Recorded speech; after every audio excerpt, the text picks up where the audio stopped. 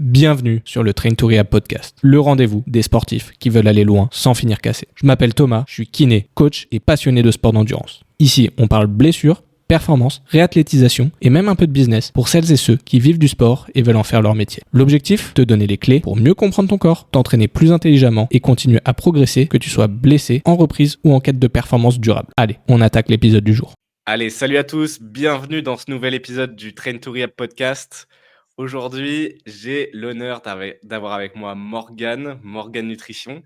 Là, le but de cet épisode, c'est qu'on parle justement nutrition, qu'on voit plein de petits tips et que vous ayez vraiment une compréhension de l'importance de la nutrition déjà pour un aspect santé, mais aussi pour tout ce qui va tourner autour de la blessure et on reviendra aussi sur l'importance dans l'aspect performance. Salut Morgane, est-ce que tu peux te présenter un petit peu?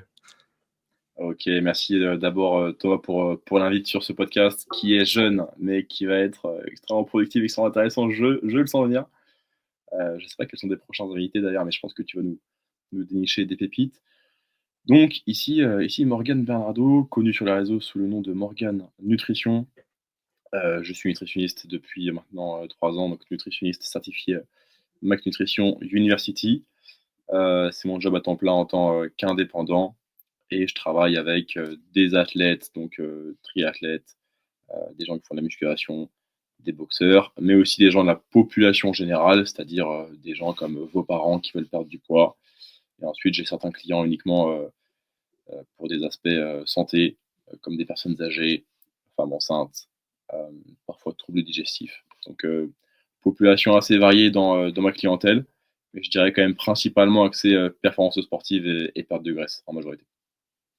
Ok, top, top du top. Et là, du coup, j'ai envie qu'on revienne vraiment sur la, la notion fondamentale. Pourquoi, selon toi, c'est important de s'intéresser à l'alimentation, déjà d'un point de vue performance, parce qu'on s'adresse ici à plus de sportifs, mais même d'un point de vue santé en général. Ok, l'angle d'attaque par lequel je vais répondre. Euh, dans mon parcours personnellement, initialement, moi j'étais plutôt intéressé par l'entraînement, le coaching sportif.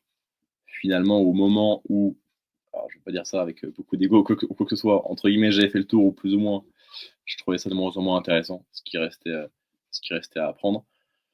Je me suis penché sur la nutrition parce que je me suis rendu compte qu'il y avait un énorme manque à gagner, mais dans absolument toutes les pratiques, en s'intéressant à notre nutrition. Et je me suis dit, bon, dans tous les cas, en fait, au quotidien, je vais manger, les athlètes vont manger. Donc, pourquoi pas, en fait, s'y intéresser un petit peu, même à travers, je dirais, le prisme d'une loi de Pareto, à se dire, tiens, quels sont les petits efforts que je peux faire sur ma nutrition qui vont apporter finalement la meilleure part du gâteau, c'est-à-dire la majorité des résultats. Donc, avec cette réflexion, je me suis dit que, bon, dans tous les cas, j'allais m'entraîner dur. Mes clients que j'avais en entraînement allaient s'entraîner dur. Et le reste du temps, en fait, sur les 23 autres heures de la journée, qu'est-ce qu'on peut faire pour en fait tirer des meilleurs résultats de nos séances d'entraînement, juste en fait en mangeant mieux ou en sachant ce qu'on fait avec notre nutrition. Donc c'est un peu cette position que je prends pour la réponse, c'est-à-dire dans tous les cas en fait au quotidien on va manger, donc pourquoi pas s'y intéresser pour au mieux peut-être pas optimiser nos performances, optimiser notre santé, mais en fait faire quelques ajustements qui vont en fait nous permettre de maximiser les résultats qu'on va tirer des efforts qu'on fait dans tous les cas à l'entraînement. Ok, ça Ça répond un marche. petit peu à la question, Thomas. Ouais, yes. Du coup, donc c'est important pour l'entraînement parce que ça va venir, enfin, on va essayer, c'est le mot que tu as employé, d'optimiser un petit peu les résultats Ouais. sur les, si on s'entraîne 1 heure, comme tu as dit, sur les 23 heures restantes. Et même niveau santé, parce que là, du coup, sur ta réponse, tu pas mal axé sur le sport.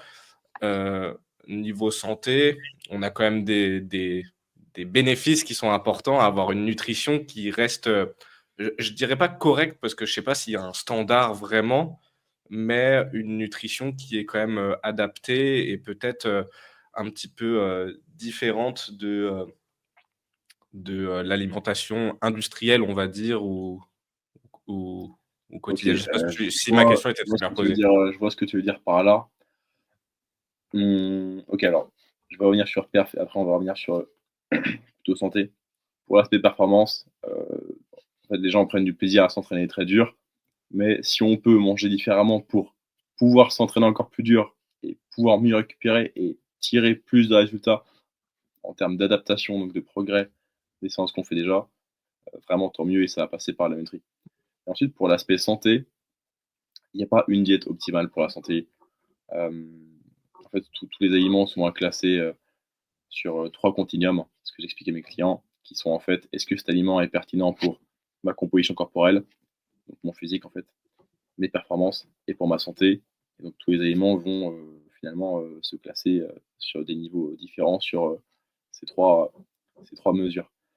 Par contre, il y a beau ne pas avoir une diète optimale pour la santé, maintenant on arrive quand même à tirer des conclusions, des directives sur des recommandations, par exemple d'apport en fibres par jour, d'apport en végétaux, d'apport en protéines, d'apport en oméga 3, des choses comme ça. Parce qu'avec maintenant du recul, beaucoup de données scientifiques, à travers donc, des recherches expérimentales, peut-être un petit peu d'épidémiologie, on arrive à maintenant lire des tendances.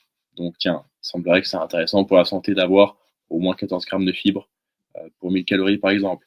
Il semblerait que pour la santé, il s'agirait d'avoir un certain minimum de lipides en grammes par kilo de poids de corps, qui est encore débattu, mais tu vois l'idée.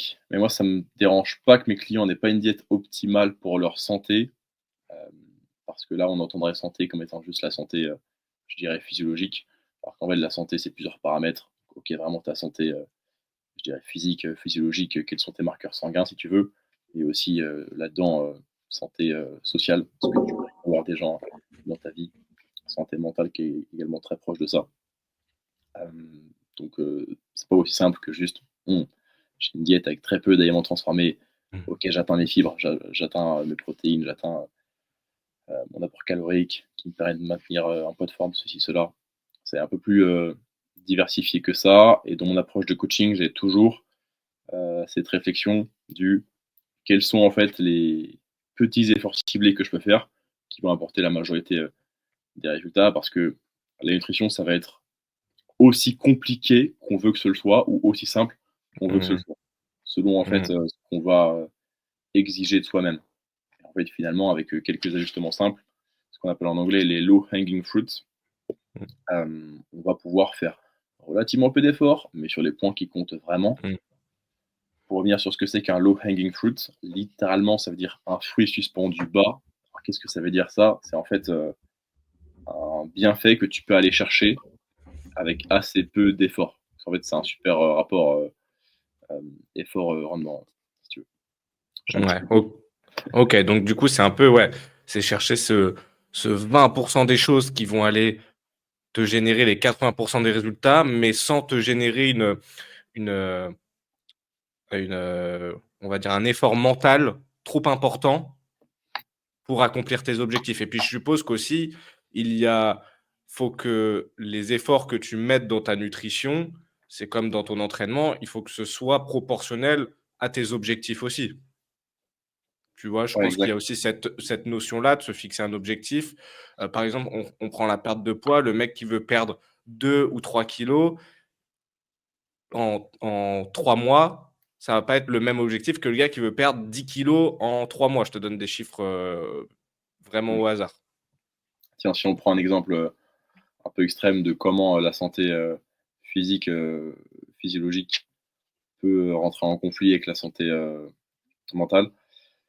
Si on commence à s'intéresser à la nutrition, on veut optimiser notre physique, on veut optimiser notre santé, euh, on s'intéresse à la nutrie et peut-être qu'on tombe sur des sources qui vont être un petit peu extrêmes, un petit peu manichéennes, un petit peu catégoriques, notamment des gens qui vont recommander très fortement certains aliments et qui vont déconseiller très fortement d'autres.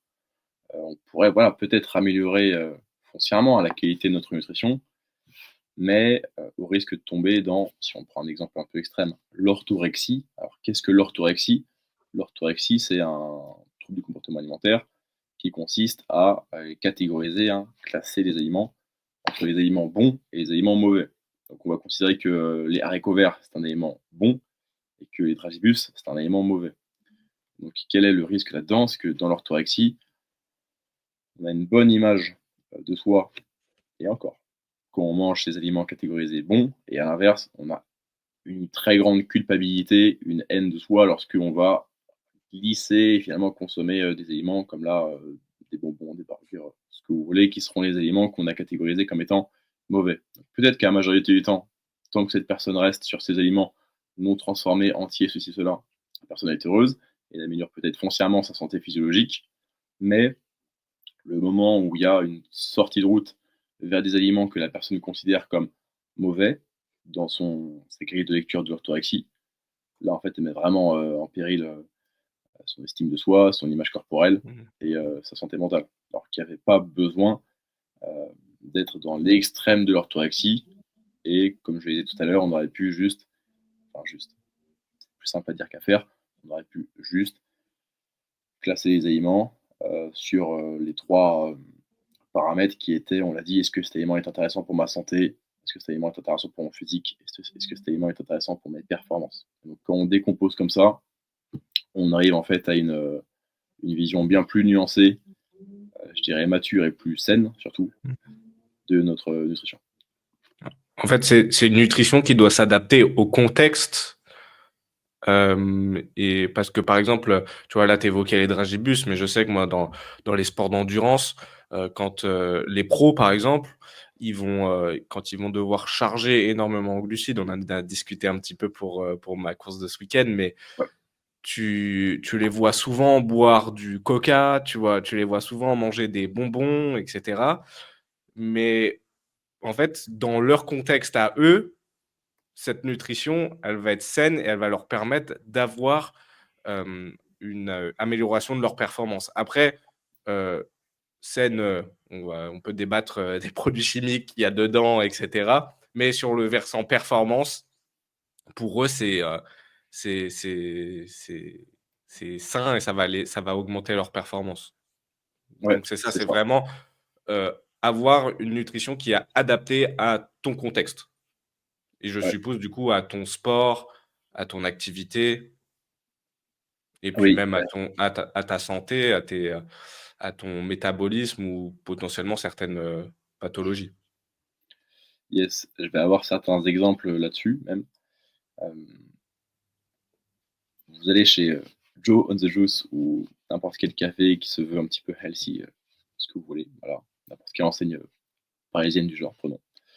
Vous allez avoir quelque chose de très populaire, vous allez avoir un avocado toast, voilà. Donc Mmh. peut-être du pain complet, hem, avocat, peut-être de la feta, sûrement du saumon, de l'huile d'olive. Cet aliment ou plutôt cette préparation, ce plat, appelez ça comme vous voulez, on va le placer sur notre triple grille de lecture. Est-ce que cet aliment est intéressant pour notre santé? On pourrait argumenter que oui, parce qu'on va avoir des fibres dans le plat complet, on va avoir des acides gras de plutôt bonne qualité à la fois dans l'avocat, le saumon, puis l'olive, d'accord? Très chouette. Plutôt des lipides qui auront sur la durée, sur le papier, un effet cardioprotecteur. Chouette. Donc plutôt un bon produit en termes de santé. Est-ce que cet aliment est pertinent pour les performances? Selon l'activité qu'on fait, bon, c'est quelque chose qui va être assez riche en lipides, qui va pas nous apporter beaucoup de glucides. Donc pas ce qui nous intéresse le plus si on fait un sport endurance. Mais c'est pas ce point qui m'intéressait le plus. Moi, c'était plutôt santé et composition corporelle. On a dit santé, ouais, sur le papier, plutôt chouette. Composition corporelle, par contre, ça va être des éléments qui vont être vraiment très denses en calories, parce que très riches en lipides. Donc, rapidement, si on est, prenons une femme d'un gabarit, une 50-55 kilos, j'ai beaucoup de clientes dans ces stats-là, leur dépense calorique quotidienne, elle va pas être très élevée. Et en fait, avec ce type de repas le midi, ça va représenter une grande part de leur budget calorique, malheureusement. Et donc, ça aura beau sur le papier être un aliment, un plat, une préparation entre guillemets saine. Et on l'a dit, ça pourrait faire sens, il y aurait des arguments pour ça. Hein. On l'a dit, fibres, qualité des lipides, etc. Pour des objectifs de perte de graisse, ce sera assez peu pertinent. Là, on prend l'exemple de cet avocado toast. Je suis très content que tu aies parlé des dragibus pour les sports endurance. Là, dans le contexte, prenons des coureurs cyclistes du Tour de France. Oui, bien sûr, ça s'envoie des dragibus, ça s'envoie des dattes, des bananes, ça s'envoie du coca, du jus d'orange à fond. Pour eux, c'est très pertinent parce qu'ils ont besoin de consommer énormément de glucides. dans un laps de temps très faible et surtout des glucides qui vont causer peu d'inconfort digestif. Des choses qui se digèrent ultra rapidement, à savoir en fait strictement que des glucides simples. Du sucre C'est pur. vraiment, on simplifie avec peu de lipides, euh, peu de fibres aussi, donc des choses qui se digèrent très vite. Pour eux, c'est pertinent pour leur performance, parce que vraiment à la fois envoyer des glucides facilement digérables. Est-ce que c'est pertinent pour leur santé? On pourrait dire pas tellement parce que il y a peu de vitamines et de minéraux, donc ça c'est les micronutriments, hein, vitamines et minéraux. Est-ce que c'est pertinent pour leur physique? Là franchement on s'en fout parce qu'au vu de leurs dépenses caloriques, c'est insignifiant et dans tous les cas là juste on priorise la performance et il y a même assez peu de chances qu'ils finissent leur journée en surplus calorique. Donc ça on peut vraiment mettre de côté. Donc oui, pour un coureur cycliste du Tour de France, des dragibus, c'est quelque chose que je recommanderais à mes clients, voilà, qui sont dans ce cas de figure. Par contre, au quotidien, pour un individu sédentaire, ce serait une autre lecture. Et je nuance bien, ça ne veut pas dire que mes clients sédentaires ne mangent pas de dragibus ou ne peuvent pas manger de dragibus. Je répète en permanence, il n'y a aucun élément obligatoire, aucun élément interdit. C'est juste plus ou moins intéressant sur les 3 piliers, santé, performance, composition corporelle. Et c'est ajusté selon le contexte. Ouais, c'est comme on dit, c'est ajusté au contexte, par rapport à l'activité physique, un petit peu, une notion de timing aussi où on se situe, tu vois, sur un sportif. Je pense qu'on va y revenir, je pense, sur cette notion de timing. Mmh. Mais voilà, je pense qu'il faut vraiment retenir cette notion de contexte et qu'il y a rien d'interdit ou on voit souvent beaucoup de régimes qui proscrivent des choses, mais en fait, ouais, il y a pas d'interdit, il y a pas d'aliments miracles. Tu vois souvent, on m'a déjà demandé: «Est-ce qu'il y a des aliments miracles qui vont te permettre de perdre du gras ou quoi?» Enfin, ça il y a rien de tout ça. C'est un contexte et c'est une globalité, quoi. OK, c'est top, top du top. Et tu as commencé à parler de protéines, d'acides gras, de lipides, hem, de minéraux, de toutes ces choses-là. C'est quoi les bases de connaissances que doit avoir, voilà, chaque individu? Je dirais même, je pousserais un petit peu plus haut, chaque sportif, Mmh. tu vois? Moi, je vais prendre, tous les individus, tu vois, qui correspondent à potentiellement mes clients, voilà, des coureurs, qui vont du coureur du dimanche au mec qui prépare un Ironman. C'est c'est quoi les basiques qu'il doit absolument connaître? OK. Alors pour la nutrition et les sports endurance, ce dont on parle en permanence, c'est les glucides. Moi, j'aimerais commencer par les protéines. J'aimerais commencer par les protéines parce qu'en général, les sportifs endurance ne mangent pas ces protéines. Vous allez me dire: «Mais quel but? On n'est pas des bodybuilders». Les buts, en fait, sont multiples. Déjà, en fait, vous avez besoin de protéines pour récupérer musculairement dès vos séances d'entraînement. Ça, c'est le point numéro 1. Surtout si vous vous entraînez avec une haute fréquence, un haut volume d'entraînement. Juste pour des raisons de récupération dans un premier temps, et ensuite pour des raisons d'adaptation.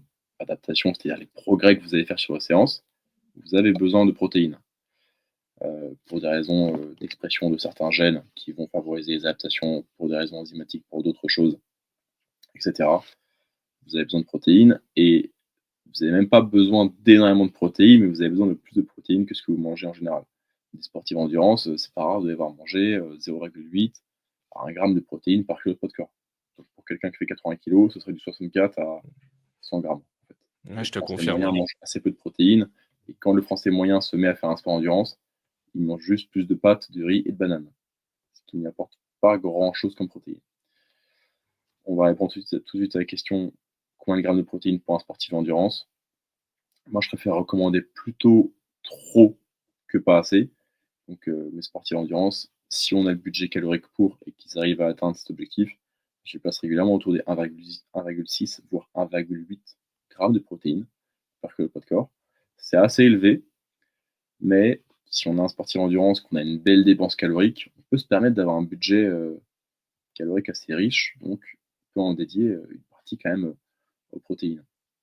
Ensuite, pour la répartition glucides-lipides, c'est quelque chose qui n'est pas très important pour beaucoup de sports, pour la musculation, pour la perte de poids, tout ça, c'est beaucoup juste une question de préférence. Pour des sports endurance, sans rentrer dans les considérations de diète cétogène, de train low, recover low, etc. On va chercher en général à prioriser les glucides qui vont être le substrat énergétique préférentiel. Après, ça dépend des filières énergétiques, des durées de l'effort, etc. Mais en priorité, dans le doute en général, on serait quand même mieux avec une priorisation des glucides et ensuite garder des lipides. Je dirais pas un strict minimum, mais avoir au moins ce qu'il faut, notamment des lipides de qualité, donc des oméga 3 qui sont les acides gras essentiels, et tirer en priorité nos lipides dans les acides gras polyinsaturés et monoinsaturés.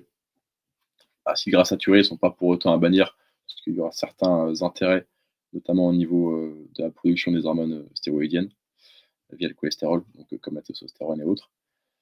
Mais quand même chercher à orienter la majorité de nos calories vers des glucides. Une fois qu'on a atteint notre premier palier seuil de protéines, on est déjà bien autour des 1,4 g par kilo de poids de corps. Moi, je recommande du 1,6 à 1,8, je le répète. Ensuite, au niveau lipides, le minimum syndical, entre guillemets, que je recommanderais, ce serait du 0,5 à 0,7 g de lipides par kilo de poids de corps par jour. Et ensuite, le reste, si on peut l'orienter principalement vers des glucides, dans la majorité des cas, ce sera préférable. Ce serait vraiment juste pour dépeindre le portrait de la diète standard d'un sportif d'endurance. Je les oriente vers ça. Là, c'est pour parler uniquement macronutriments, et je l'ai dit, c'est sans rentrer dans les considérations de train low, recover low, qui sont des stratégies un petit peu avancées. On en parle peut-être plus tard dans le podcast, ou peut-être même sur un autre podcast, parce que c'est assez compliqué. Mais c'est des considérations de timing pour chercher en fait à éduquer notre corps dans un sens, à utiliser de préférence plutôt des lipides au lieu des glucides, ou à l'inverse, chercher à forcer notre corps à refaire beaucoup de réserves de glycogène après avoir fortement déplété et sans s'envoyer beaucoup de glucides par la suite. Enfin, assez compliqué, et c'est honnêtement même en pratique dur à mettre en place, donc je l'ai rarement utilisé.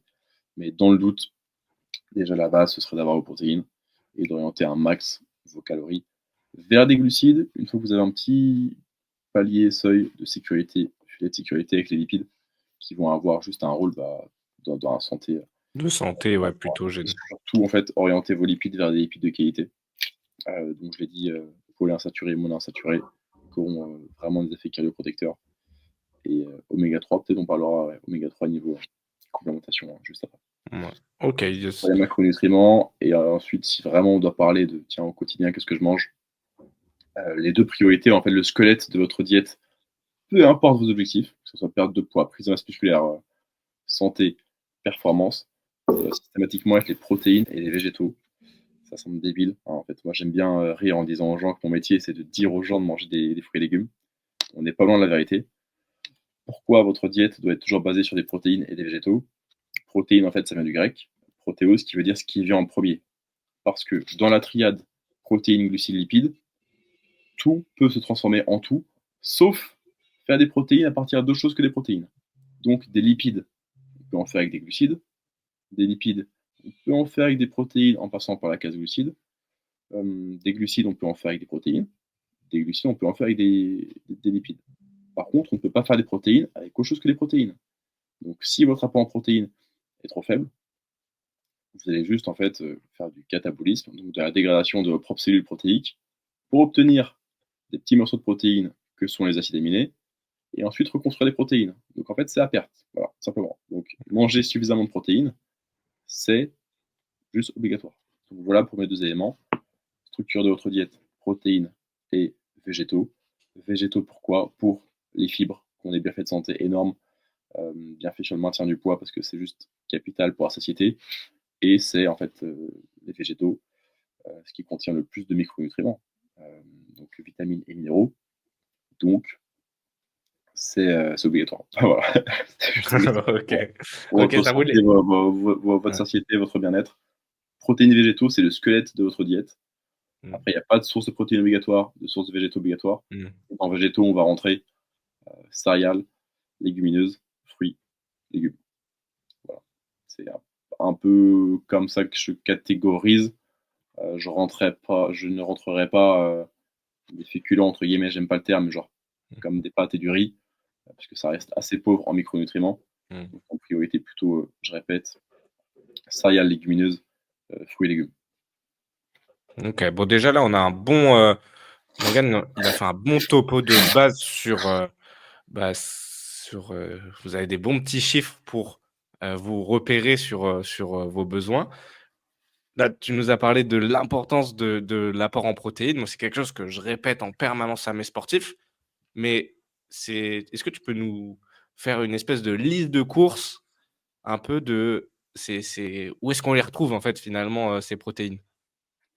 Ok, donc la réponse vraiment ennuyeuse du diététicien standard, c'est oula, viande, poisson, des œufs. D'accord, Mmh. merci mon pote. D'abord, on devrait parler de la qualité des protéines. Alors, des protéines, c'est quoi? Je l'ai évoqué il y a quelques minutes. C'est une combinaison, une association, une chaîne d'acides aminés. Les acides aminés, donc c'est des petits morceaux de protéines, et ils ont chacun des rôles. Ce qui va nous intéresser, c'est de comprendre qu'il y a des acides aminés qui sont dits essentiels et qui sont dits non essentiels. En physiologie, essentiel, ça veut dire que votre corps ne peut pas les produire. En physiologie, essentiel, ça veut dire que votre corps ne peut pas les produire. Ça ne veut pas dire que vous devez les trouver dans des compléments alimentaires. Parce que des EAA, Essential Amino Acids, quand les gens lisent ça sur des compléments alimentaires, ils se disent il me les faut absolument, c'est essentiel. Non, essentiel, ça veut dire que votre corps ne peut pas les produire. On peut en trouver dans notre nutrition. Des acides aminés essentiels, on en a besoin, vraiment c'est capital. Et avec des acides aminés essentiels, on peut créer des non essentiels. Par contre, l'inverse, non. Donc, priorité aux acides aminés essentiels. Les acides aminés essentiels, on les trouve où? On peut les trouver dans n'importe quelle source de protéines, mais ce qui m'intéresse, c'est d'avoir tous les acides aminés essentiels, qu'on compte au nombre de 8 ou 9, selon comment on les considère. Et c'est important de les avoir parce que, avec des essentiels, on peut dériver en non essentiels. Par l'inverse, on a surtout besoin d'avoir tous les acides aminés essentiels. Pourquoi? Parce que sinon, on risque, pour notre récupération, d'avoir un acide aminé qui est juste le chaînon manquant. Voilà, on va prendre un exemple de CE2, mais vous construisez une maison, vous avez besoin de ciment, de briques, peut-être de barres pour faire du béton armé, après de peinture, d'accord? Vous avez, je dis quoi? Vous avez 4 choses différentes. Sauf que vous avez assez peu de peinture. Donc, vous construisez votre maison, ça se fait. Ciment, briques, barre pour le béton armé, peinture. Ciment, briques, barre pour le béton armé, plus de peinture. Là, la peinture, c'est mon acide aminé limitant, en fait, Mmh. que je n'avais pas en quantité suffisante. Et donc, la question, c'était quelle est la liste de courses? Les acides aminés essentiels, on les a tous, en fait, le package complet des acides aminés essentiels, dans les sources de protéines animales. La source de protéines animales, c'est quoi? On pense directement aux viandes. Ok, il y a les viandes. Poisson aussi, on n'oublie pas le poisson. Il y a aussi les œufs qui contiennent tous les acides aminés essentiels. Il y a aussi les produits laitiers comme des fromages blancs, du lait, des fromages aussi, qui finalement sont des bonnes sources de protéines, car contenant tous ces acides aminés essentiels, et bien sûr des non essentiels aussi. Parmi les sources de protéines végétaliennes, qui contiennent tous les acides aminés essentiels, il y en a assez peu. On va avoir le soja, et j'ai même pas les autres en tête, tellement c'est des produits vraiment de niche, mais soja, c'est une très bonne source de protéines végétales. Alors, GPD bien dit, pour une idée des végétaliennes, pour rappel, végétalien, c'est aucun produit qui vient du règne animal, donc même pas des œufs, même Mmh. pas du lait, même pas du miel. Et végétarien, c'est juste exclure la viande et le poisson. Donc, quand on est végétarien, on peut s'en sortir avec une diète de haute qualité, en fait, en termes de qualité des protéines, avec du lait, des produits laitiers, des œufs, et peut-être des protéines en poudre végétale, avec un aminogramme assez optimisé. Aminogramme, pour le terme, c'est le profil d'acide aminé. Par contre, quand on est végétalien, c'est un peu plus compliqué, et là, on va vraiment dépendre voilà, d'une bonne protéine en poudre qui, idéalement, serait une combinaison de protéines de soja, peut-être de chanvre, peut-être de riz, ce genre de choses, pour mimiquer en fait artificiellement un profil d'acide aminé complet. Parce que je le rappelle, les sources de protéines végétales contiennent rarement, si ce n'est jamais, à l'exclusion du soja, tous les acides aminés essentiels. Donc, rapidement, en fait, on se retrouve à bloquer parce qu'il y aura un acide aminé limitant. C'était mon exemple de la peinture qui manquait pour finir la maison, alors que le reste était OK. Donc, en liste de courses, ça donne quoi? Ça donne plein de choses. Si vous êtes omnivore, poulet, des viandes rouges, même parfois des jambons, du porc, ce que vous voulez. Tout type de poisson comme thon, colin, truite, saumon, maquereau aussi. Donc, tous ces poissons gras sont des sources d'oméga 3 qui peuvent vous dispenser de vous complémenter en oméga 3 si vous en consommez environ 2 à 3 fois par semaine, mais c'est rarement le cas maintenant de nos jours. Selon là où on vit, ça peut varier. On pense aux produits laitiers aussi à fond. Personnellement, je suis un grand consommateur de fromage blanc parce que je mange énormément et c'est une source de protéines assez économique, en plus d'avoir un faible temps de préparation. Les fromages aussi peuvent compléter votre apport en protéines, soja et généralement les fake meats, c'est-à-dire les fausses viandes végétariennes, souvent vont être vachement basées sur du soja et parfois complétées avec d'autres sources de protéines. Donc ça peut le faire. Donc honnêtement, ça peut être des bonnes options. En plus des sources de protéines comme ça, en fake meat, sources de protéines végétariennes, contiennent en fait plus de fibres que des sources de protéines animales. Donc il y a un petit bienfait de santé là-dessus. Donc on peut s'en sortir même en étant végétarien. Les œufs aussi, bien sûr, à fond. Donc il y a énormément de choix. J'en profite pour dériver sur un autre sujet. Je suis nutritionniste, je ne suis pas diététicien. La différence, c'est que les diététiciens vont se concentrer sur les aliments, ils vont recommander des aliments, ils vont faire des plans alimentaires en disant à leurs clients tu manges ça, ça, ça, à telle heure, dans telle proportion. Ok, chouette. Le nutritionniste, il va te dire on va chercher à manger 40 grammes de fibres par jour. On va chercher à manger 1,6 g de protéines par kilo de poids de corps par jour. Et après, peut-être que, d'accord, comme je fais là, le nutritionniste va te proposer une liste d'aliments qui seront en fait des exemples, qui seront des propositions. Mais je le répète, dans mes plans nutritionnels, je le dis à tous mes clients systématiquement, j'insiste, dans mes plans nutri, les journées types qui sont à la fin, c'est la chose la moins importante, la moins intéressante du plan nutritionnel. Parce que c'est juste des journées que moi j'ai imaginées, que j'ai pensées, en utilisant l'application Fat Secret, qui est une application de comptage des calories.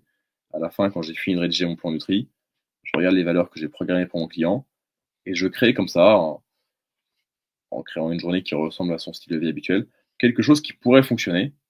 Et en fait, il y a une infinité de choses qui pourraient fonctionner.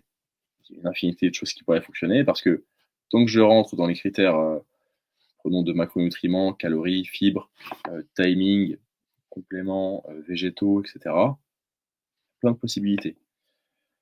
Et j'insiste, je demande toujours à mes clients de ne pas rester figé sur les journées types. Parce que rester figé sur les journées types, c'est ne pas comprendre ce que l'on fait. Donc, quand mes clients répètent en boucle la journée type, ils finissent par ne pas comprendre que la journée type fonctionne, qu'elle respecte les critères du plan nutritionnel. Donc là, à ta question, quelle est la liste de courses type? Je donne plein d'exemples. Il n'y a pas de souci si vous n'aimez pas le porc. Il n'y a pas de souci si vous n'aimez pas le saumon. Il n'y a pas de souci si vous êtes végétarien et que vous allez principalement manger des fake meats. Il n'y a pas de souci si vous êtes allergique au lactose. Je mange personnellement 500 grammes, 800 grammes, peut-être parfois 1 kilo de fromage blanc par jour. Si vous êtes intolérant au lactose, ne faites pas ça. Ne copiez pas la diète de d'autres personnes. Suivez vos préférences, votre style de vie. C'est un peu ça le souci que j'ai avec les diététiciens, c'est que être suivi par un diététicien, ça fonctionne pendant qu'on est suivi par le diététicien, mais si ensuite, à la fin des suivis, on déménage, on change d'horaire, maintenant on travaille de nuit, on se découvre une allergie, voilà, on n'a plus accès aux produits qu'on mangeait régulièrement habituellement, on est perdu parce qu'on ne sait pas pourquoi ça fonctionnait pendant qu'on était suivi.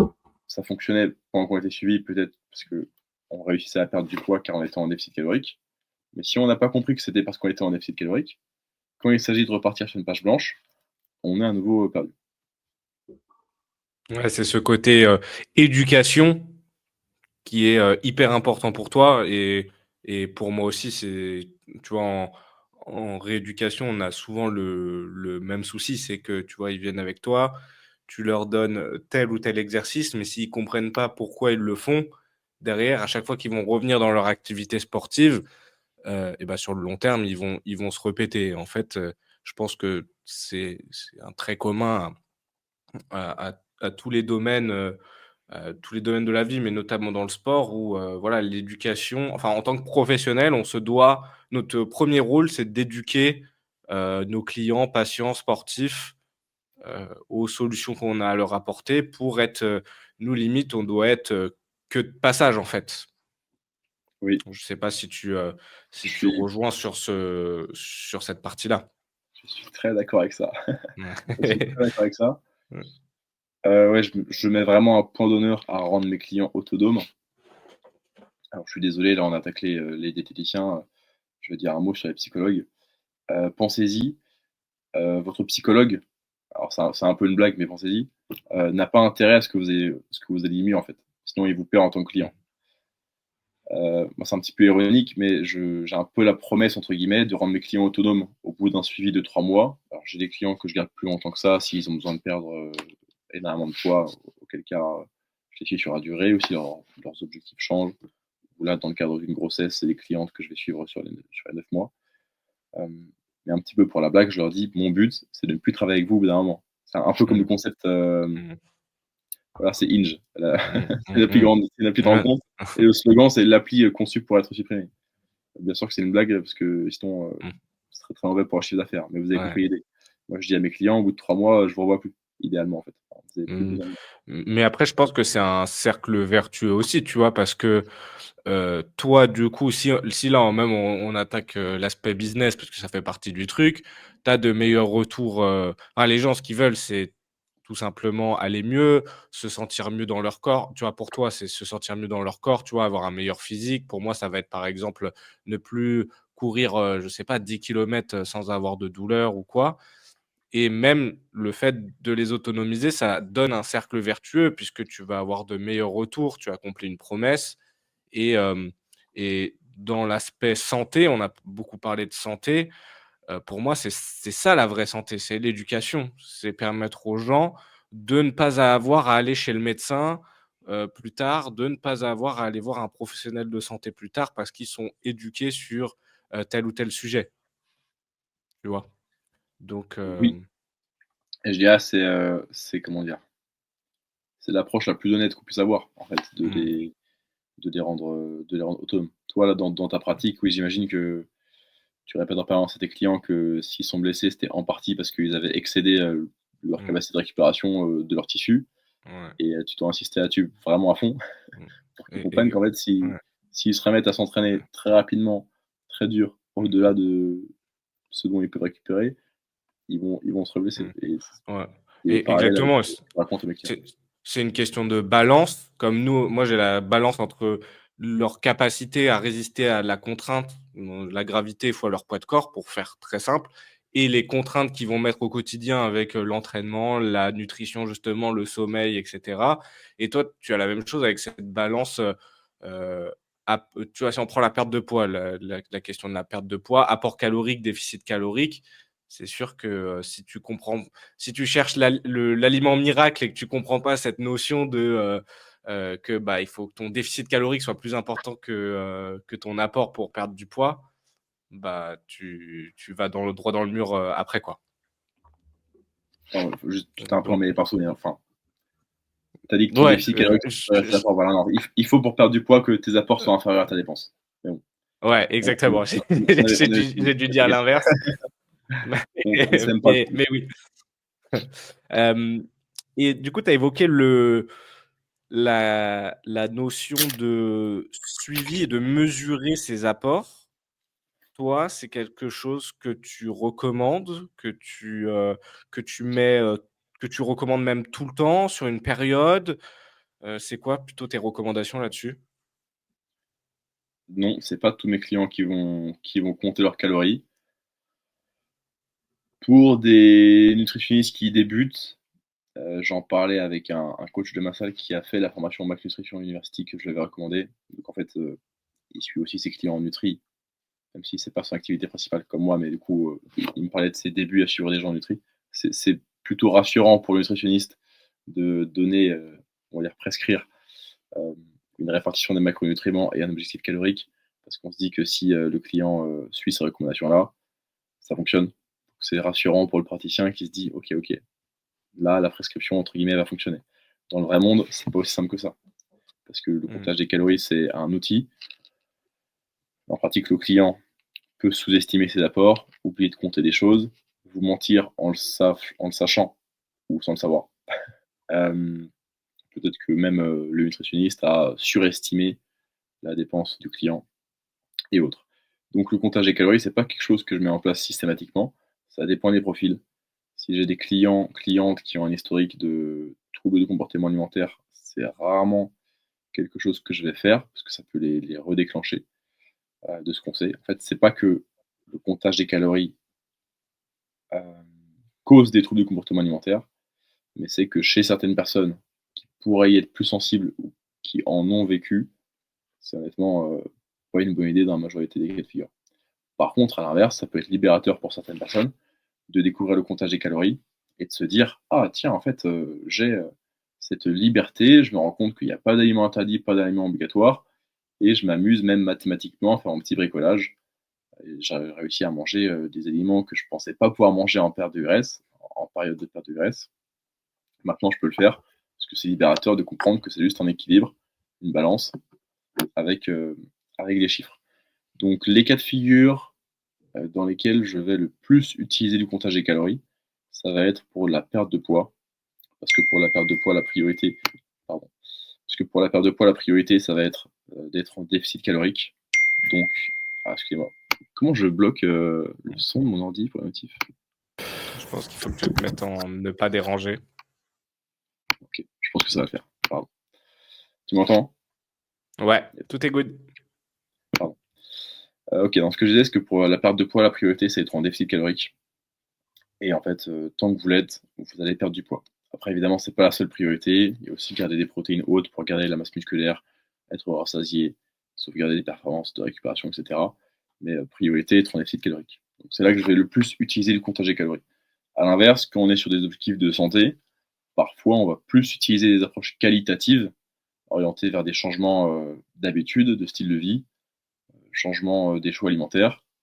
Et sur la durée, tiens, prenons, si j'ai un client qui a un taux de cholestérol élevé, peut-être que je vais juste programmer entre guillemets une hausse du nombre de pas, lui donner une liste d'aliments riches en fibres à incorporer à chacun de ses repas, et sur la durée, on va suivre l'évolution de ses bilans sanguins et assez régulièrement, même sans perte de poids intentionnelle et sans comptage des calories, on va améliorer ses marqueurs de santé via juste hausse du niveau d'activité physique et hausse des végétaux, et donc via la hausse des végétaux, hausse des fibres, qui vont avoir le plus souvent un effet cardioprotecteur ou du moins marquant sur son bilan sanguin. Pardon, la question c'était est-ce que systématiquement je recommande le comptage des calories? Ouais, est-ce que systématiquement tu le fais? Et même si tu le fais, est-ce que toi tu le fais tout le temps? Ou alors sur une période, tu vois, où tu vas peut-être, je sais pas, mesurer pendant 2 semaines, voir à peu près parce que moi un petit peu mon ressenti là-dessus, c'est que je trouve que ça fait une bonne prise de conscience en fait, tu vois? On parlait au tout début des sportifs d'endurance qui ont tendance à sous-estimer leur rapport en protéines. Ils se disent: «Oui, oui, c'est bon» et puis en fait, ils mesurent et ils se rendent compte que, bah, ils sont à côté de la plaque, tu vois? Et donc je trouve que c'est une bonne prise de conscience et moi, c'est comme ça que je l'utilise parce que moi, c'est pas mon domaine de prédilection et je l'utilise pour optimiser les résultats de, heu, de tout le travail qu'on fait derrière en réhab et du coup, après, voilà, si tu l'as conscientisé, après, si tu as réussi à mettre en place, voilà, la pas la liste de courses, mais les différentes sources de protéines et tout ça et que tu arrives à bien gérer ton alimentation, derrière, tu peux l'enlever. Toi, tu recommandes de faire plutôt ça, donc je mesure, je vois un petit peu comment ça, heu quel est où je me situe dans le spectre de mes apports ou alors de mesurer en permanence? Alors, le plus souvent donc perte de poids, ça va compter les calories. Dans pas mal d'autres cas de figure, je vais quand même commencer mes suivis par le comptage des calories pour 2 à 3 semaines. Souvent, c'est prolongé, mais le fait d'annoncer à mes clients pour 2 à 3 semaines, ils se disent: «OK, c'est pas trop engageant, c'est réaliste» et c'est pas que je leur mens, mais c'est que au bout de 2 à 3 semaines, on décide, si on continue ou pas et bien souvent les clients vont vouloir continuer parce qu'ils se sont pris au jeu. Et c'est intéressant ce que tu racontes là sur juste, tiens, un peu prendre une photo de ta diète, voir où t'en es pour prendre une mesure. Moi, j'explique à mes clients souvent que le comptage des calories, c'est utile pendant qu'on compte nos calories et c'est même utile après. Pourquoi? Il y a ce concept que j'appelle la bibliothèque nutritionnelle. C'est un terme que j'ai inventé. Je vais vous l'expliquer. Pendant que vous comptez vos calories, c'est pertinent parce que vous savez ce que vous avez mangé aujourd'hui, hier, vous prévoyez ce que vous allez manger demain, vous avez des valeurs chiffrées en termes de macronutriments, fibres, etc. Les grammages de vos aliments, parfait, très bien. Vous récoltez des infos. Régulièrement, vous allez manger la même chose. Peut-être que votre petit déjeuner ne va pas changer. Peut-être qu'au bout de 4-5 jours, vous vous rendez compte que votre petit déjeuner, qui reste identique de jour en jour, il fait toujours, selon la taille de votre pomme ou de votre banane, il fait toujours entre 400 et 440 calories peut-être. Et il fait toujours entre 30 et 35 grammes de protéines. Et peut-être aussi que le midi, vous avez remarqué, ça fait plusieurs fois que vous voyez passer la valeur, vous avez remarqué, vous avez maintenant en tête que le poulet cru, du blanc de poulet, ça fait 110, 120 calories au 100 grammes, et que ça fait autour des 24 grammes de protéines peut-être. Et vous voyez passer ces données, vous voyez passer ces données, vous voyez passer ces données. Donc petit à petit, vous développez votre bibliothèque nutritionnelle, terme copyrighté Morgan Nutrition. Donc déjà, vous commencez à développer ces connaissances-là, ces valeurs qui vous restent en tête. Donc voilà par rapport à vraiment ce que vous voyez sur l'application de comptage des calories. Et deuxièmement, aussi à force de peser des aliments, vous allez être meilleur pour estimer des portions. Donc à l'œil, vous saurez un petit peu plus efficacement dire tiens, ça c'est 100 grammes de poulet, ça c'est 40 grammes d'avoine, ça il y a plus 20 grammes que 10 grammes d'huile d'olive. Ok, là cette pomme, je l'ai pesée plein de fois, je sais qu'elle fait dans les 180 grammes, ainsi de suite, ainsi de suite. Donc le comptage des calories, c'est utile pendant qu'on compte les calories. Et même ensuite, si vous venez à arrêter de compter vos calories, vous avez ces deux super pouvoirs entre guillemets qui sont un, je connais les valeurs nutritionnelles, en gros, hein, des aliments que je mange très régulièrement au quotidien, et j'arrive un petit peu mieux à estimer des portions d'aliments parce que j'ai pesé plein de fois 100 grammes de poulet, je commence à voir à quoi ça ressemble. Enfin, je sais dire quand il y a entre 80 et 120 grammes de poulet à l'œil. Voilà. Donc, pendant qu'on compte, c'est efficace. Et une fois qu'on a arrêté de compter, on garde en fait un petit peu ces connaissances de fond, je dirais, qui nous permettent d'un petit peu mieux naviguer avec notre Mmh. diète. On va dire ça comme ça. Finalement, tu t'éduques aussi sur ton alimentation au quotidien aussi. C'est un peu Ouais. de l'auto-éducation et ouais, derrière, tu arrives à avoir ce petit feeling et de savoir où tu te situes à chaque fois et d'avoir cette, prise de conscience, de où tu te situes, au début et puis de voir ton évolution aussi. OK, vraiment super intéressant. Bon, c'est cool. En tout cas, il y a plein de je trouve de petits tips, actionnables là, sur ce qu'on a dit déjà. Là, maintenant, j'aimerais qu'on se focus un petit peu sur, bah, plutôt moi les sportifs que j'ai tendance à rencontrer. Mmh. Donc moi, je vais rencontrer beaucoup de sportifs qui sont blessés, qui ont des douleurs, qui, ont des lésions tissulaires. En quoi c'est important pour eux déjà, est-ce que c'est important pour eux de, vraiment optimiser leur nutrition ou s'y intéresser? J'aime bien le fait que dans tes questions, tu aies différencié optimiser et s'y intéresser parce qu'on en parlait juste avant la nutrition, c'est aussi simple ou aussi compliqué qu'on veut que ce soit. En fait, avec, quelques efforts mineurs, on a en fait, la meilleure part du gâteau. Voilà, on a la majorité, des bienfaits. Alors, dans le cadre des sportifs blessés, ce qui est intéressant, c'est qu'en général, moins on s'entraîne, moins on va être motivé à optimiser notre nutrition. Ça, c'est quelque chose que je vois avec mes clients, Mmh. selon leurs jours de repos et leurs jours d'entraînement. Parce qu'en fait, à chaque appel bilan, une fois par semaine, je consulte 2 à 3 journées de leur journal alimentaire. Et donc, je prends régulièrement une journée de travail, une journée de week-end, une journée d'entraînement, une journée de repos, pour voir comment ça fluctue. Et en général, quasi systématiquement, dans le grand schéma des choses, la nutrition est moins bonne sur les jours de repos. C'est quelque chose qu'on peut vivre lorsqu'on est blessé, parce qu'on a une perte de motivation, du fait de ne plus être dans cette routine de combinaison d'habitude, je suis motivé à manger mon petit déjeuner de qualité pour préparer mon run du matin. Puis en rentrant, je mange à nouveau un repas de qualité que j'optimise un petit peu parce que j'ai envie de faire des progrès sur mon run. Et je me récompense avec de la bonne nourriture, etc. Ça, c'est ce qu'on appelle un effet de halo. Un effet de halo, c'est que quand tu fais une chose bien, tu as envie de faire le reste des choses bien parce que ça te met dans une bonne dynamique, en fait, un petit cercle vertueux. L'effet de halo le plus commun en nutrition, c'est je commence à prendre des compléments alimentaires, je me mets aussi à mieux dormir, je me mets à m'entraîner plus dur. En fait, ça va de pair avec l'effet placebo. Donc, tant mieux, en fait, ça nous met dans une très bonne dynamique. Alors, tant mieux lorsqu'on est dans cette bonne dynamique vertueuse. Et quand on est blessé et qu'on s'entraîne plus ou qu'on s'entraîne moins, on peut être un petit peu démotivé pour faire des efforts sur le plan nutritionnel.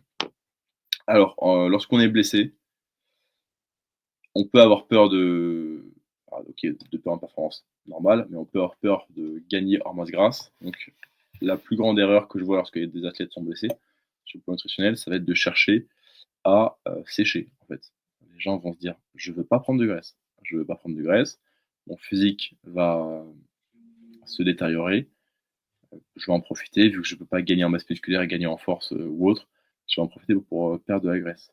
Non, ne faites pas ça. Ne faites pas ça, ne faites pas ça, ne faites pas ça. Parce que quand vous êtes blessé, vous voulez en fait entamer un processus de reconstruction de tissu.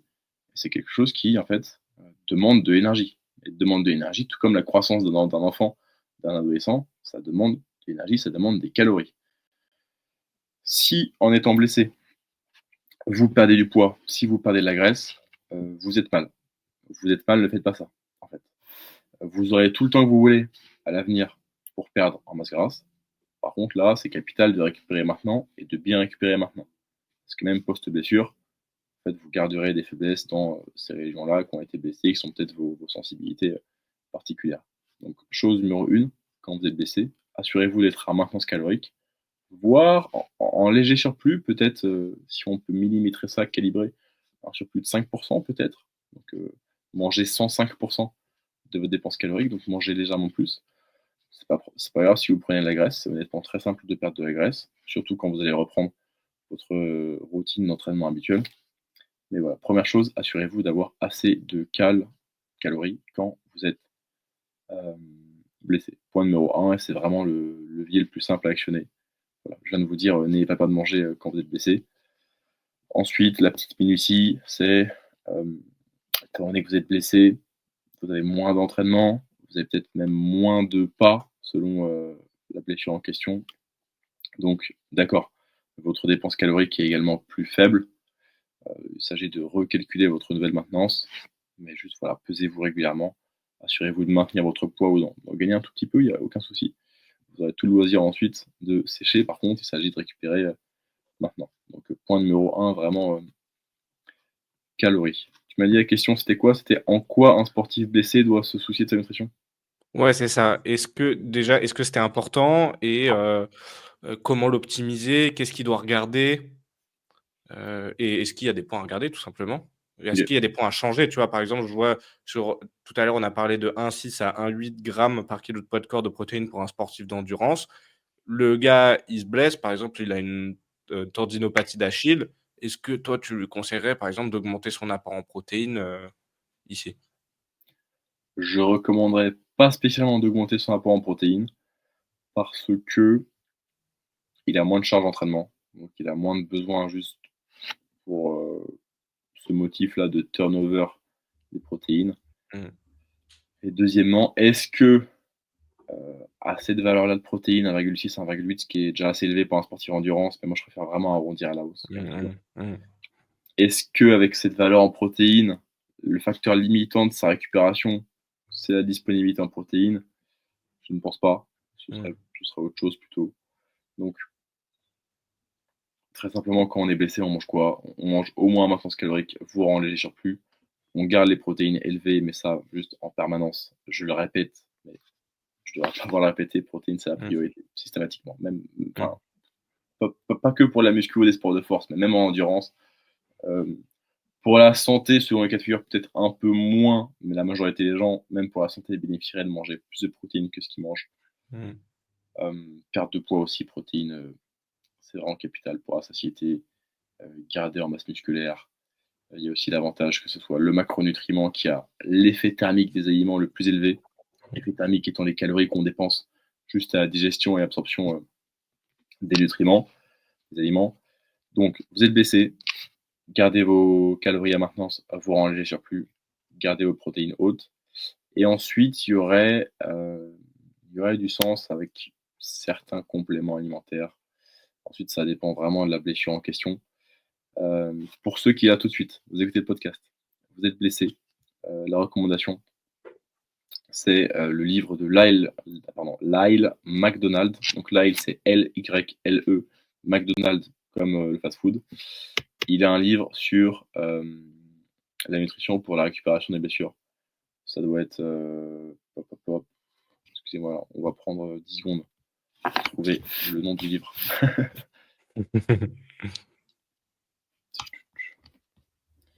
Lyle McDonald, c'est un nutritionniste américain. Je recommande la majorité de ses livres, honnêtement. Que ce soit A Guide to Flexible Dieting, Aggressive Fat Loss.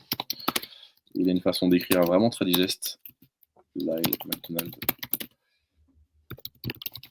Injury Book, je retrouve ça tout de suite. C'est ça. Nutrition for Injury Recovery. C'est un livre qui, pour un PDF, coûte $13. Voilà. J'enverrai à Thomas qui mettra en... Yes. De toute façon, je pense que je vais le bouquiner parce que ça doit être hyper intéressant. Il parle dans ce livre des bienfaits du calcium. Il parle... après, ça dépend si c'est des blessures osseuses, tendineuses, musculaires, etc.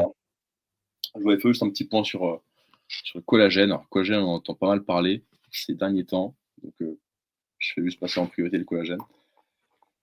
Collagène, c'est quoi? C'est une protéine en fait qui, basiquement, dans le corps, sert à faire un tas de tissus conjonctifs, la peau, les cheveux, ce genre de choses. Donc, on pourrait se dire que pour la récupération d'une blessure, pour refaire du tendon, pour refaire des ligaments, etc., le collagène, c'est chouette. Et sur le papier, oui. Sauf que lorsque vous consommez du collagène en complément alimentaire, ça se décompose en peptides, en plus petits morceaux. Ensuite, il s'agit que votre corps en refasse du collagène. Donc, c'est pas aussi simple que je mange du collagène, j'ai du collagène dans mon corps. Je mange du collagène, j'ai le matériel nécessaire pour refaire du collagène. C'est pour ça qu'il y a des bienfaits à prendre de la vitamine C avec votre collagène, qui va améliorer la resynthèse et l'absorption du collagène. Pour ce qui est des recherches qu'on a sur le collagène, parce que c'est un complément qui pourrait être prometteur pour la récupération des blessures. Déjà, ce qu'il faut poser comme info, c'est qu'on a besoin de dissocier les douleurs articulaires liées à l'exercice physique et les douleurs articulaires liées à des pathologies comme arthrose, ostéoporose et autres. Ce qui nous intéresse le plus, je pense, auditeurs de Thomas, c'est les blessures, douleurs articulaires liées à l'activité physique, des blessures d'usure. C'est plutôt ça, Thomas? Ouais, c'est ça. Ouais, Nous, ce qu'on va rencontrer généralement avec les coureurs, les sportifs d'endurance, c'est tout ce qui est tendinopathie, tout ce qui est même problématique d'arthrose, problématique musculaire. Généralement, on est dans le... ou problématique ligamentaire sur les entorses. Ok.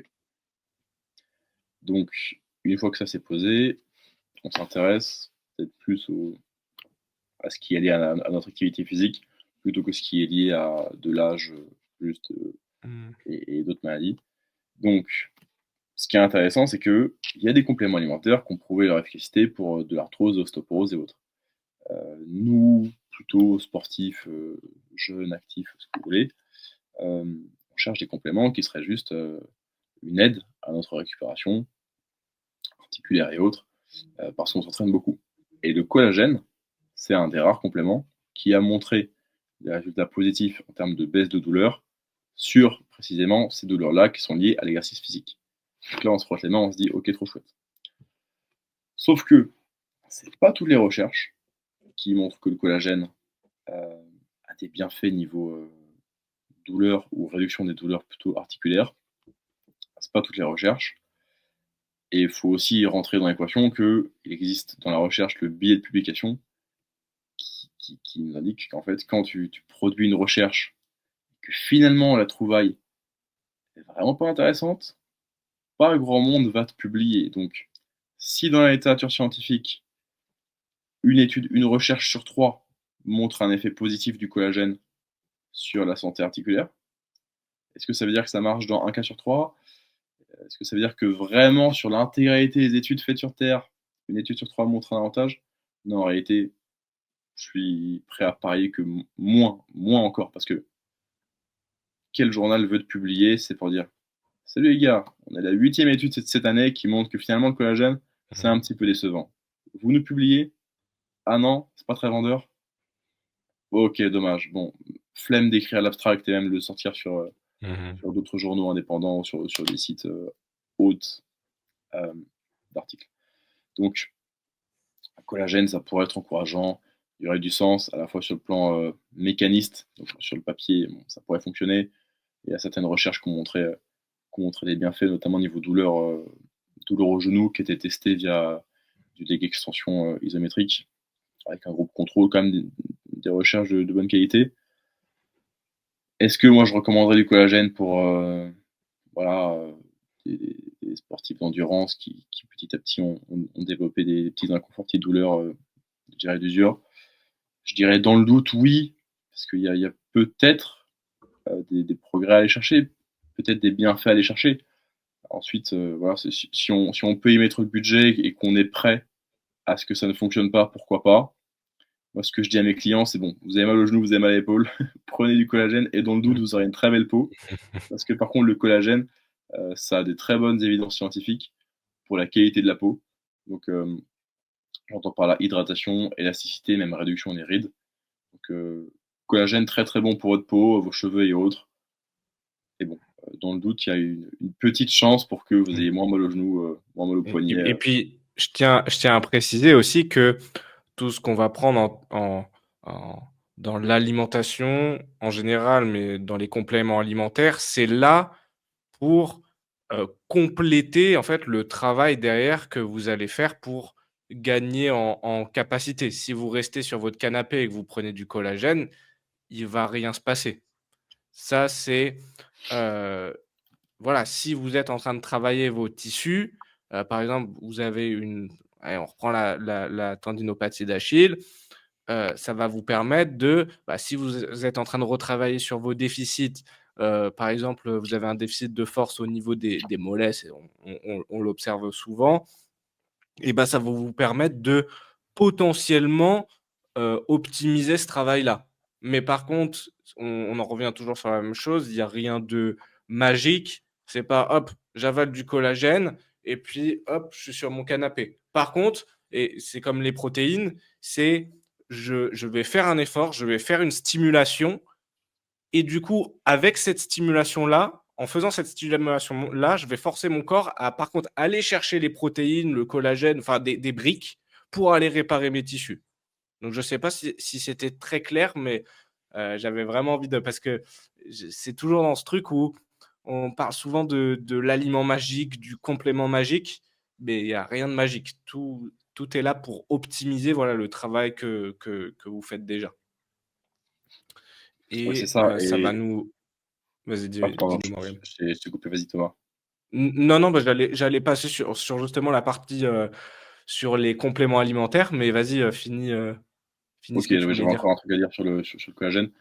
On en parlait tout à l'heure, effet de halo. Si le fait de prendre du collagène fait que vous y croyez et ça fait que Mmh. vous suivez votre programme de réhab avec plus d'assiduité, vous prenez votre sommeil plus au sérieux, vous allez finalement avoir une enveloppe, on va dire, de bonnes Mmh. nouvelles habitudes qui vont toutes aller dans la même Mmh. direction en faveur de votre Mmh. récupération.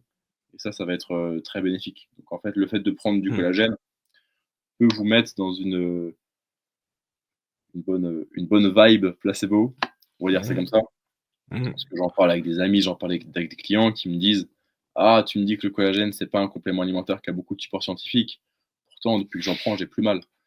Et je rentre pas en conflit avec eux. Je leur dis: «Bah, grand bien vous fasse et je suis très content que ça ait fonctionné pour vous. Peut-être que vous avez vécu Mmh. réellement un effet physiologique bénéfique et que votre corps est compétent pour resynthétiser du collagène en ayant absorbé des composants en peptides et refait, trop cool.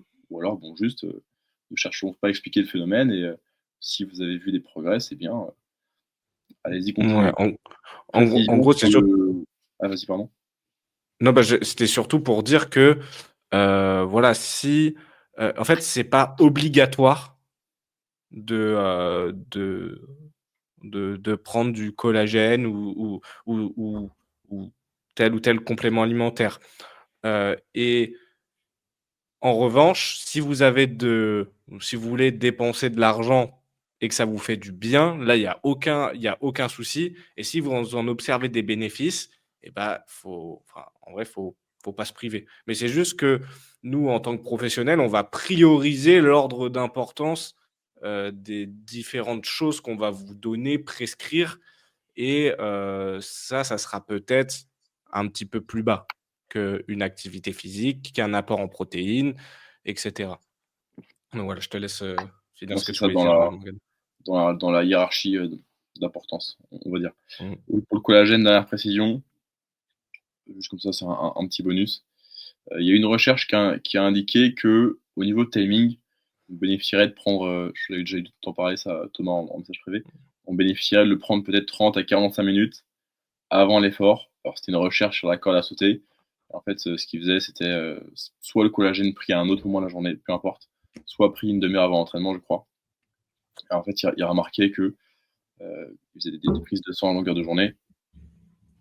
L'apparition du collagène dans le sang était meilleure, était supérieure 30 minutes après la prise de collagène quand ils étaient en train de faire la corde à sauter, plutôt que Mmh. 30 minutes après la prise de collagène à un autre moment de la journée sédentaire. Donc il y aurait peut-être ce mini bienfait au niveau du transport du collagène vers les régions qui nous intéressent, peut-être, Mmh.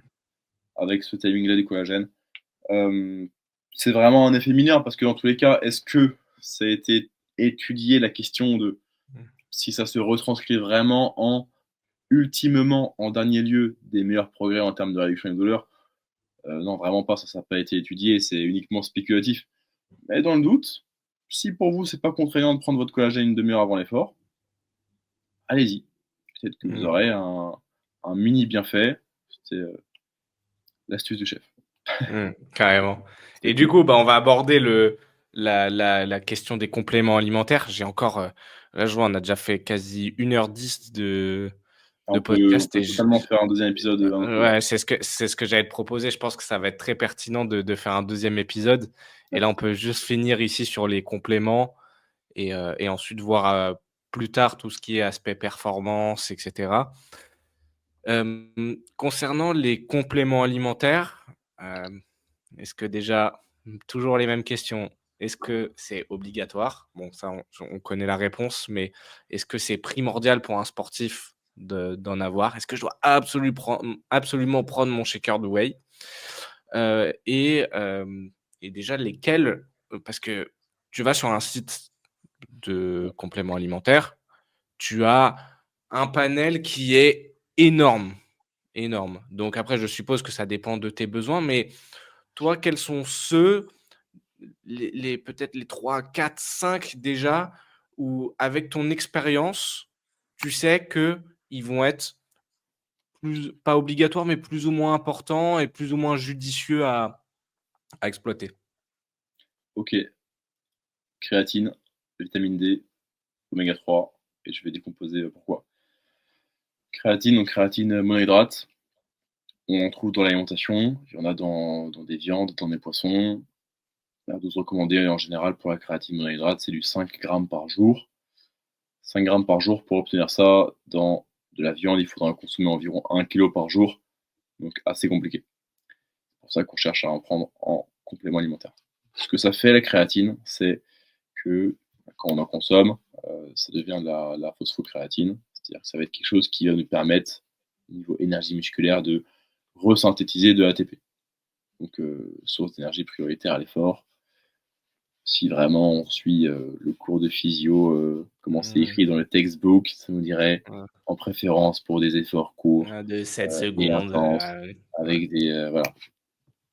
Finalement, on s'en fout parce que la créatine monohydrate, on a vu dans la recherche encore et encore que ça donnait des bienfaits de performance pour l'explosivité, pour la force et même pour endurance.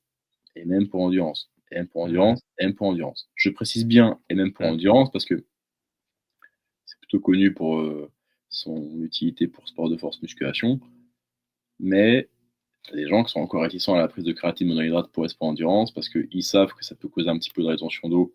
Alors sans souci, hein, plutôt intramusculaire, aucune galère, mais ça peut causer un léger gain de poids, environ 1 kg tout au plus.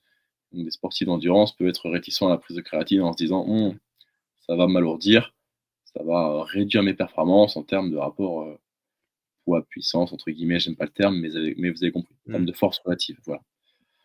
Mais ça reste bénéfique pour endurance, que ce soit au niveau production d'énergie, même resynthèse de glycogène, il y a des bienfaits de la créatine là-dessus. Donc la créatine, c'est très bon au niveau gain de force, gain de masse musculaire, performance d'endurance sur la durée. C'est un complément qui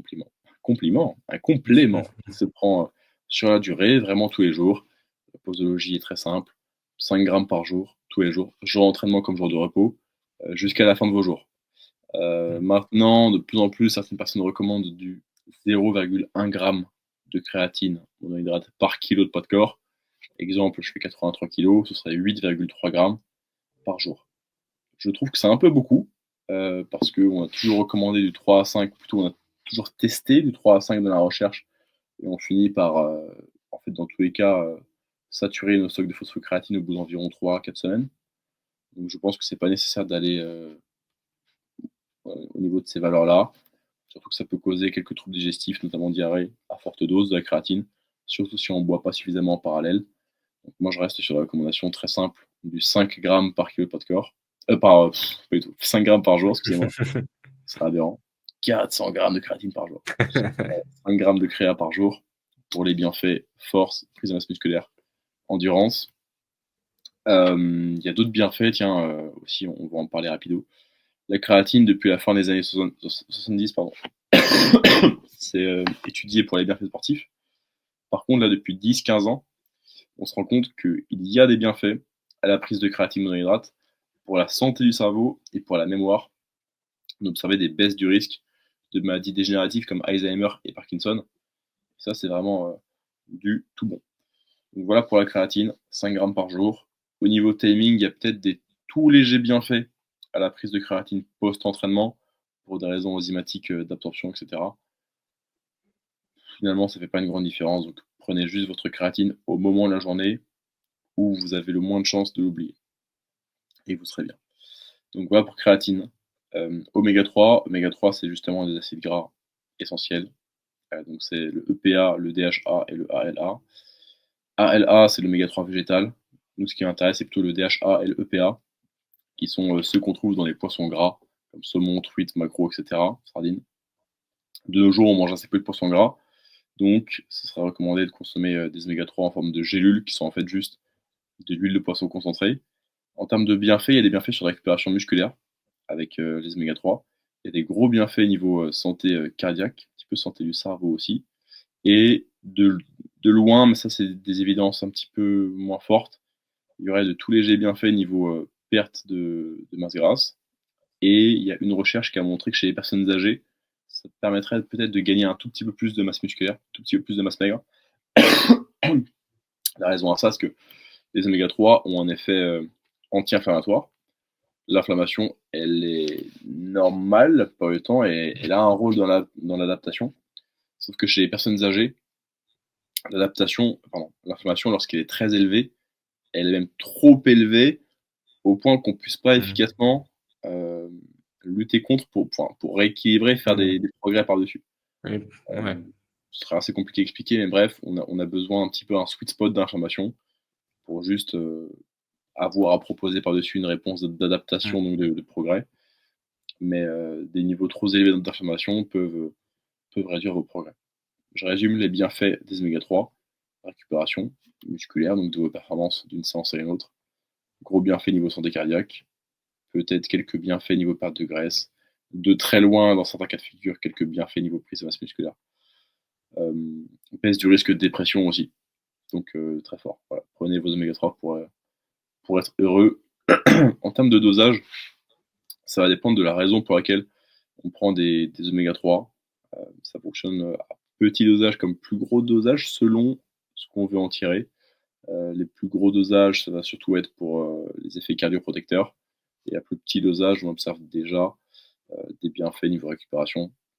Dans le doute, moi, je serais plutôt opté pour les gros dosages d'oméga 3. Moi, tous mes clients sont sous 2000 mg de EPA plus DHA combiné. Alors là, ouvrez bien grand vos oreilles. La plupart du temps, une gélule d'oméga 3, ça fait 180 mg de EPA et 120 mg de DHA. 180 plus 120, ça fait 300. Donc votre gélule d'1 gramme d'huile de poisson fait 300 mg d'oméga 3. Alors, vous en prenez entre 6 et 7 pour faire 1800 à 2100 mg d'oméga 3. Ça fait beaucoup, mais certains sites proposent en fait des gélules plus concentrées que ça, donc on peut s'en sortir sur du 3 gélules. Ensuite, vitamine D. Vitamine D, c'est la vitamine dont on est le plus carencé en France et en Europe en général. Donc, vous le savez certainement, c'est ce que l'on synthétise via l'exposition au soleil. Mais il y a plusieurs problèmes. Déjà, de nos jours, on s'expose très peu au soleil avec des travails de bureau. Première chose. Deuxièmement, lorsqu'on sort, est-ce qu'il fait si lumineux, si beau que ça toute l'année? Non, pas spécialement. La vitamine D, on en trouve aussi dans l'alimentation, comme dans des œufs, du lait, ce genre de choses, mais dans des doses vraiment, vraiment infimes. Donc le problème, c'est qu'on peut quasiment compter que sur l'exposition au soleil. C'est pas toujours faisable avec le travail et autres de s'exposer beaucoup au soleil, et même juste quand la luminosité est faible et que les journées sont courtes comme en hiver, c'est pas faisable. Donc la complémentation, c'est vraiment une bonne solution. Les bienfaits d'être juste dans les bons niveaux de vitamine D et pas carencé, ça va être meilleur sommeil, moins de risque de dépression également, comme les oméga 3. Et être carencé en vitamine D, ça augmente le risque de blessure osseuse. Et ça, on n'en veut vraiment pas. Ce qui est intéressant avec la vitamine D, c'est que ça peut se surdoser. Alors, pourquoi je vous parle précisément du surdosage de vitamine D et pas d'autre chose? C'est parce que la vitamine D, c'est une vitamine qui est dite liposoluble. Lipide. Ça veut dire que c'est une vitamine qui se stocke avec des lipides, qui s'assimile avec des lipides. Et en fait, c'est une vitamine qui peut se garder dans le temps, en fait, dans votre corps. Raison pour laquelle vous pouvez prendre au début de l'hiver une ampoule de vitamine D. Peut-être que votre médecin vous a déjà prescrit une ampoule de vitamine D. Et ça se garde dans le corps. Et ça va être un gros dosage, quelque chose comme du 100 000 unités internationales. Alors qu'on va y venir après, mais je recommande autour des 1000 à 2000 par jour. Je suis plutôt team par jour que one shot, une grosse quantité. Les vitamines liposolubles, ça va être les vitamines A, D, E et K. Et étant donné qu'on peut les stocker, on peut les surdoser en fait finalement. Et on va avoir les mêmes méfaits à être sous-dosé que surdosé. Donc en cas de surdosage de vitamine D, ça arrive rarement, mais ça peut arriver si vous faites des bêtises avec votre dosage de complément, vous allez avoir à nouveau une hausse du risque de blessure osseuse, hausse du risque de dépression, toutes ces choses-là. Donc c'est assez rigolo de voir cette petite symétrie. Au niveau dosage, je recommande entre 1000 et 2000 unités internationales par jour à prendre avec des lipides. Alors, j'ai mis du temps à trouver des recherches qui donnaient un petit peu le sweet spot de consommation de lipides. Pour ceux que ça intéresse, c'est autour de 10-15 grammes de lipides par repas qu'on obtient la meilleure absorption de votre vitamine D jusqu'à environ du 30 grammes. Et après, bizarrement, ça devient à nouveau moins intéressant. Si vous prenez votre vitamine D vraiment avec aucun lipide dans le repas, vous allez l'absorber environ 30% moins bien. C'est pas la fin du monde, mais dans le meilleur des cas, voilà, prenez votre vitamine D le matin. Autant optimiser. Avec des œufs, un toast beurre cacahuète par exemple, et vous serez très bien. Ok. Bon, bah, au top. On a fait vraiment un bon tour là déjà de pas mal d'éléments. Il y a pas mal de leviers actionnables. Là, Morgane, si on devait conclure un peu cet épisode sur, tu sais, tu as parlé un petit peu de tes, je sais plus le terme que tu as utilisé, mais de ta loi de Pareto, les 20% qui font 80% des résultats. Si sur les thèmes qu'on a abordés ici, tu devais nous donner voilà, tes petits tips, les petites choses à aborder, les choses où se concentrer pour rester simple, vraiment avoir de la simplicité, parce que voilà, la plupart des gens qui vont nous écouter, ils ont leur vie à côté, ils ont plein de choses à côté, ils n'ont pas forcément le temps de mettre trop de choses complexes, mais comme Morgane l'a dit, il n'y a pas besoin forcément de faire des choses complexes pour avoir des résultats, ce serait quoi, toi, ta loi de Pareto? Ok, très bonne question pour conclure. Attends, je reviens en 3 phrases sur les compléments, parce que j'avais pas répondu Ouais, à tout. Non, ouais, les compléments, c'est vraiment la cerise sur le gâteau, bien sûr. Ça compte quand même, parce que le gâteau est meilleur avec la cerise. Et ouais. on revient à cet effet de halo, c'est-à-dire que souvent prendre les compléments, ça va faire que vous allez faire aussi autre chose à côté de mieux. Mmh. Si vous êtes compétiteur, franchement, prenez les compléments parce que c'est tellement simple en fait. Mmh. Pour 30 € par mois, cocher les cases en mode, bah, je sais que Morgan Nutrition a recommandé ces 3 compléments, ils sont bien sourcés scientifiquement. J'ai peut-être Mmh. 5% de performance, 6% de performance à aller chercher. Ça me prend 40 secondes le matin de prendre mes Mmh. compléments alimentaires avec mon petit déjeuner. Pourquoi pas? Et en plus, ça vous permettra, pareil, ça rejoint l'effet de halo, ça vous permettra de ne pas avoir de regrets, pas avoir d'excuses même par rapport à d'autres Mmh. compétiteurs. Parce que quand Mmh. vous savez qu'a priori, vous êtes dans les bonnes conditions pour performer, vous allez pareil, halo, placebo, faire ce qu'il faut pour performer et vous ne trouverez pas d'excuses. Mmh. Ok, mes lois de Pareto pour résumer ce podcast. Si vous êtes blessé, ne vous mettez pas en déficit calorique. Si vous êtes blessé, vous devez maintenir votre poids de corps, voire même gagner un petit peu. Mangez plus de protéines que ce que vous pensez. Faites quelques semaines de comptage des calories pour savoir où vous vous placez. Mais renseignez-vous bien sur comment correctement compter vos calories, c'est-à-dire quels aliments se pèsent crus, quels aliments se pèsent cuits. La plupart se pèsent crus. Faites ça avec minutie. Je recommanderais aussi même à des sportifs d'endurance de se peser régulièrement.